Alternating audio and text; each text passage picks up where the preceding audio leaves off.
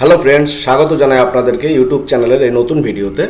আমি আশুরঞ্জন দাস। আমি বিগত 9 বছরেরও বেশি সময় থেকে শেয়ার মার্কেটের সঙ্গে যুক্ত। আর আমি প্রতিদিন আসি এই চ্যানেলের মাধ্যমে কিভাবে টেকনিক্যাল অ্যানালাইসিসের উপরে ভিত্তি করে আমাদের নিফটি এবং ব্যাংক নিফটিতে আমাদের ট্রেডিং প্ল্যান করতে হয়। তা আপনারা যদি ডেলি ভিডিও নোটিফিকেশান পেতে চান তাহলে অবশ্যই চ্যানেলটি সাবস্ক্রাইব করে বেল বাটনে হিট করে সঙ্গে থাকবেন। আর এই ভিডিও 21শে এপ্রিল মঙ্গলবারের জন্য আমাদের ট্রেডিং প্ল্যান কিভাবে করতে হবে নিফটি এবং ব্যাংক নিফটিতে টেকনিক্যাল অ্যানালাইসিসের উপরে ভিত্তি করে। চলুন ফ্রেন্ডস, মূল ভিডিওটি শুরু করা যাক।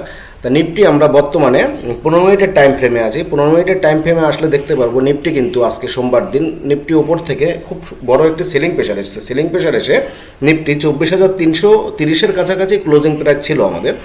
তা মঙ্গলবারের জন্য যদি আমরা 21শে এপ্রিলের জন্য ট্রেডিং প্ল্যান করতে চাই তাহলে টেকনিক্যাল অ্যানালাইসিসের উপরে ভিত্তি করে নিফটি আমরা বুলিশ কখন হতে পারি? নিফটি আমরা বুলিশ হতে পারি তখনই নিফটি যদি 15 মিনিটের একটি স্ট্রং গ্রিন ক্যান্ডেল 24,420-র ওপরে 24,420-র উপরে 15 মিনিটের একটি স্ট্রং গ্রিন ক্যান্ডেল ক্লোজ হয়। সেখানে আপার সাইডে আমাদের প্রথম টার্গেট হওয়া উচিত 24,500। 24,500-র কাছাকাছি আমাদের প্রথম টার্গেট হওয়া উচিত। আর সেকেন্ড টার্গেট হওয়া উচিত আমাদের 24,550। 24,550-এর কাছাকাছি আমাদের সেকেন্ড টার্গেট হওয়া উচিত। অবশ্যই 15 মিনিটের স্ট্রং গ্রিন ক্যান্ডেল ক্লোজ 24,420-র উপরে হওয়া বাধ্যতামূলক। আর ডাউন সাইডে আমরা নিফটি বিয়ারিশ কখন হব? নিফটি আমরা ডাউন সাইডে বিয়ারিশ তখনই হব নিফটি যদি 15 মিনিটের একটি স্ট্রং রেড ক্যান্ডেল ক্লোজ 24,270-এর নিচে 24,270-এর নিচে 15 মিনিটের একটি strong green red candle close হয়। তাহলে সেখানে ডাউন সাইডে আমাদের প্রথম টার্গেট হওয়া উচিত 24,160।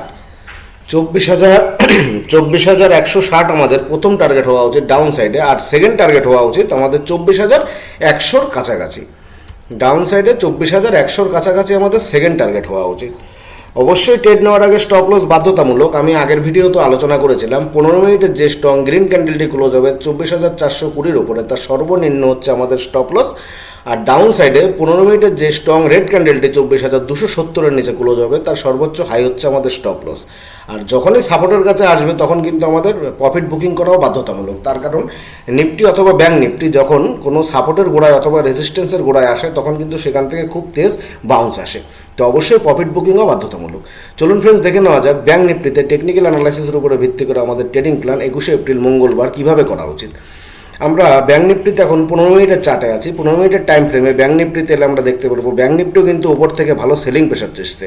তা ব্যাংক নিফটিতে সর্বোচ্চ রেজিস্ট্যান্স আমরা দেখতে পাচ্ছি 57,100-র কাছাকাছি। তা সেখানে আমরা ব্যাংক নিফটি বুলিশ কখন হতে পারি? বুলিশ আমরা তখনই হতে পারি ব্যাংক নিফটি যদি 56,750-এর উপরে 15 মিনিটের একটি স্ট্রং গ্রিন ক্যান্ডেল ক্লোজ হয়। তাহলে আপার সাইডে আমাদের 200 পয়েন্ট টার্গেট রাখা উচিত। তাহলে আপার সাইডে 56,950 আমাদের টার্গেট রাখা উচিত। আর ডাউন সাইডে ব্যাংক নিফটি আমরা বিয়ারিশ কখন হব? যখন 15 মিনিটের স্ট্রং রেড ক্যান্ডেল ক্লোজ 56,200-র নিচে ক্লোজ হবে। তাহলে সেখানে ডাউন সাইডেও আমরা 200 পয়েন্ট ব্যাংক নিফটির টার্গেট ধরে চলতে পারি। তাহলে ডাউন সাইডে আমাদের ব্যাংক নিফটির ক্ষেত্রে টার্গেট হওয়া উচিত 56,000-এর কাছাকাছি। অবশ্যই ট্রেড নেওয়ার আগে স্টপ লস বাধ্যতামূলক। আমি বারবার বলি তার কারণ 15 মিনিটের যে স্ট্রং গ্রিন ক্যান্ডেলটি ক্লোজ হবে তার সর্বনিম্ন হচ্ছে আমাদের স্টপ লস। স্টপ লস আমাদের যেই ব্রোকারের মাধ্যমে আমরা ট্রেড করি সেই ব্রোকারের মাধ্যমে আমাদের অবশ্যই স্টপ লস লাগিয়ে রাখা বাধ্যতামূলক। তার কারণ মার্কেট যখন বাউন্স দেয় তখন স্টপ লস লাগানোর টাইমও আমাদের দেয় না। ধন্যবাদ ফ্রেন্ড, ভিডিওটি কেমন লাগলো অবশ্যই জানাবেন।